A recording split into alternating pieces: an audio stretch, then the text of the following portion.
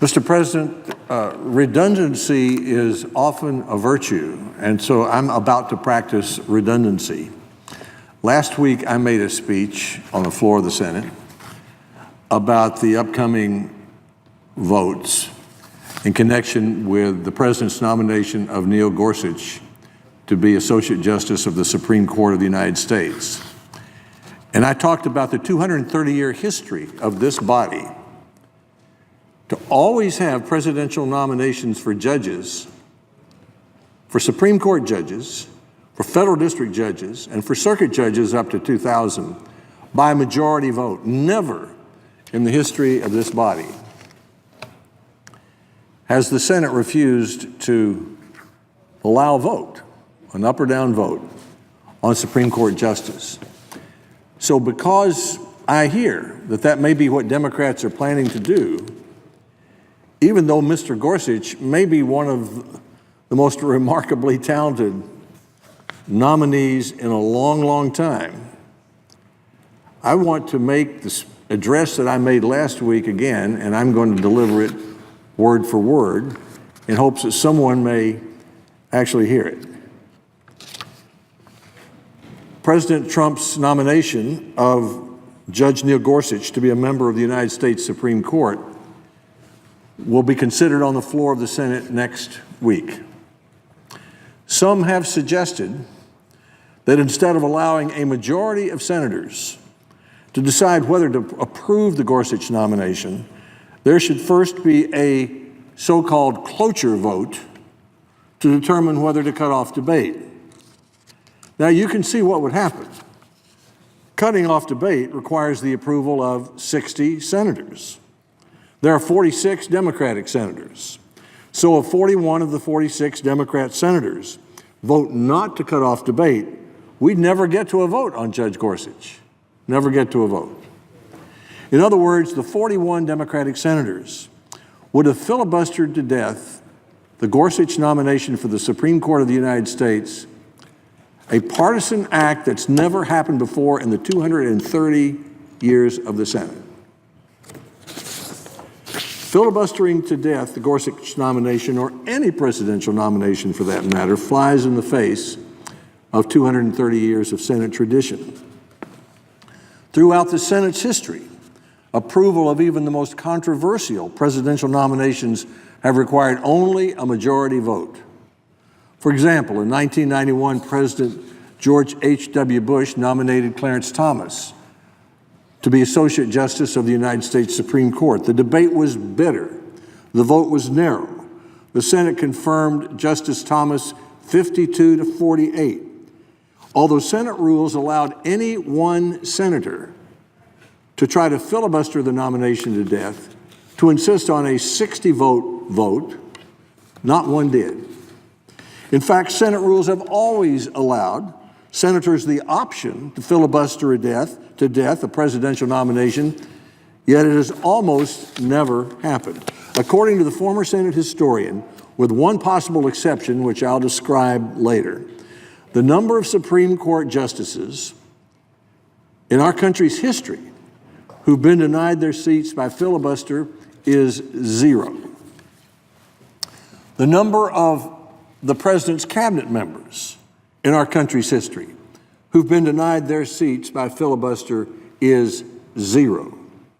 The number of federal district judges in our country's history who've been denied their seats by filibuster is 0. I know that for a fact because an attempt was made to filibuster one, Judge McConnell from Rhode Island, and I voted against that, as did other Republican senators, because we thought it was wrong to break the Senate's 230-year tradition of always considering judges by majority vote, and we prevailed. Now, we could have done it, but we didn't do it. That's the point. And next week, the Democrats can filibuster Judge Gorsuch to death, but they shouldn't do it. They shouldn't do it. Until 2003, the number of circuit judges in our country's history who've been denied their seats by filibuster was 0. Senator Everett Dirksen did not filibuster President Lyndon Johnson's nominees.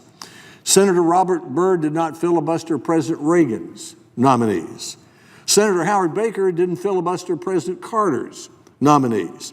Senator Bob Dole didn't filibuster President Clinton's nominees. During the 20th century, most of the 20th century, when one party controlled the White House and the Senate 70% of the time, the minority never filibustered to death a single presidential nomination. On the other hand, there have been plenty of filibusters on legislation.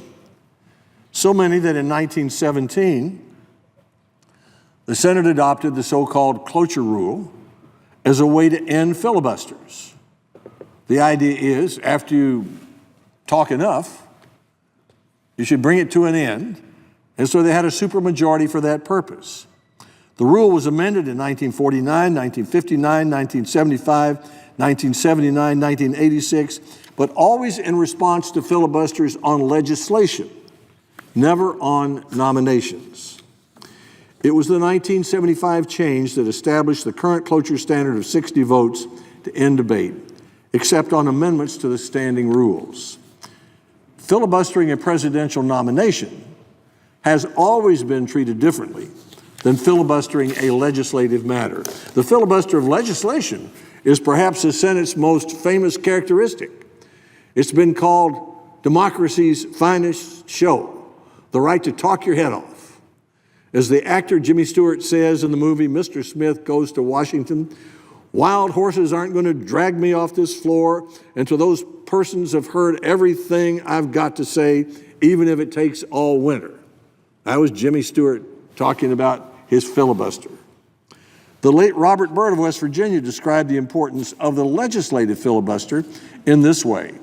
Quote, "Our founding fathers," Senator Byrd said in his last speech to the Senate, "intended the Senate to be a continuing body that allows for open and unlimited debate and the protection of minority rights.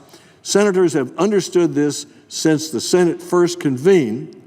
In fact, the whole idea of the Senate is not to have a majority rule on legislation throughout Senate history. The purpose of the legislative filibuster has been to force consensus on issues, to force there to be a group of senators on either side who have to respect one another's views so they work together and produce 60 votes on an important matter. We did that last December in a piece of legislation that the majority leader, Senator McConnell, called the most important legislation of the Congress, 21st Century Cures. There were enormous differences of opinion about it. But because Senator Murray, the ranking Democrat, and I, and Democrats and Republicans on both sides, and in the House, and President Obama, and Vice President Biden, because we all wanted a result, we formed a consensus, we resolved our differences, and we agreed on the most important piece of legislation that will help virtually every American family by advancing cures for cancer, for Alzheimer's, for diabetes, for a variety of diseases.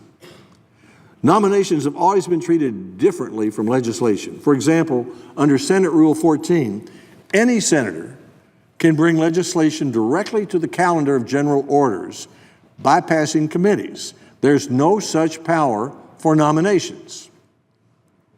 No Rule 14 for nominations.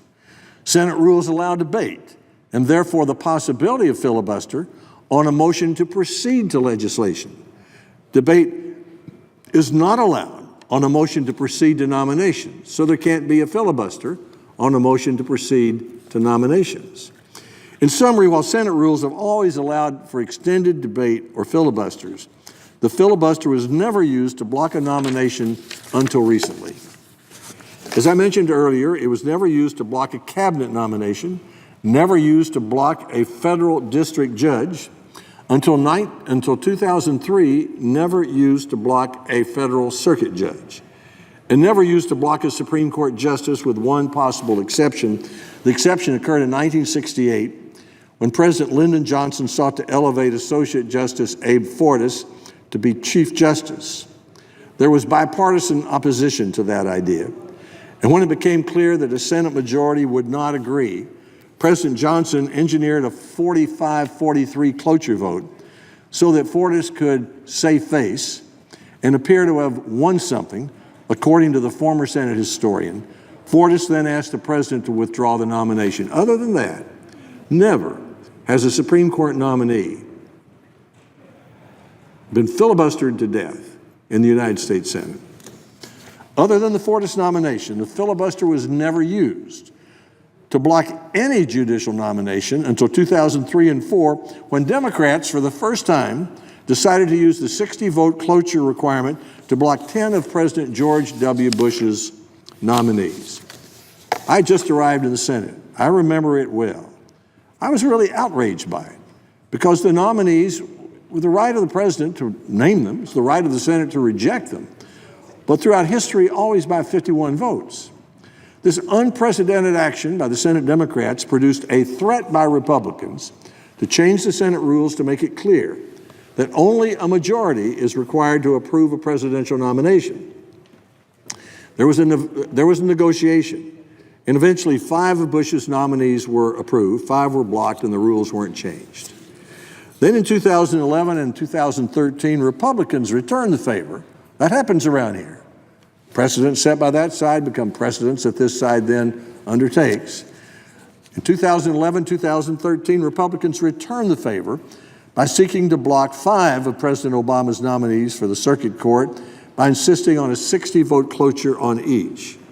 Republicans alleged that the president was trying to pack the Federal Circuit Court of the District of Columbia with 3 liberal justices. To overcome Republican objections, Democrats invoked the so-called nuclear option. They broke the Senate rules to change the rules. The new rule eliminated the possibility of 60-vote cloture motions for all presidential nominations except for the Supreme Court, which is where we are today. There have been other examples of minority senators filibustering nominations to death, all of them during the last 3 administrations, and all involving sub-cabinet nominations. And of course, there have been delays in considering nominations. My own nomination in 1991 as U.S. Education Secretary was delayed 51 days, I thought improperly, by a Democratic senator. President Reagan's nomination of Ed Meese as Attorney General of the United States was delayed a year by a Democratic Senate. No one's ever disputed our right in the Senate, regardless of who was in charge, to use our constitutional duty of advise and consent to delay and examine, sometimes cause nominations to be withdrawn, or even to defeat nominees by a majority vote. But as we approach a vote next week on Neil Gorsuch on the floor of the Senate, it is useful to remember that the tradition of the United States Senate has been to treat legislative matters one way and presidential nominations a different way. Filibuster to death legislation, yes. Filibuster to death presidential nominations, no. Should the Gorsuch nomination come to the floor soon, as I believe it will, overwhelming Senate tradition requires that whether to approve it should be decided by a majority vote, and there should be no attempt by the minority to filibuster the nomination, especially of such a qualified man, to death. I thank the President. I yield the floor.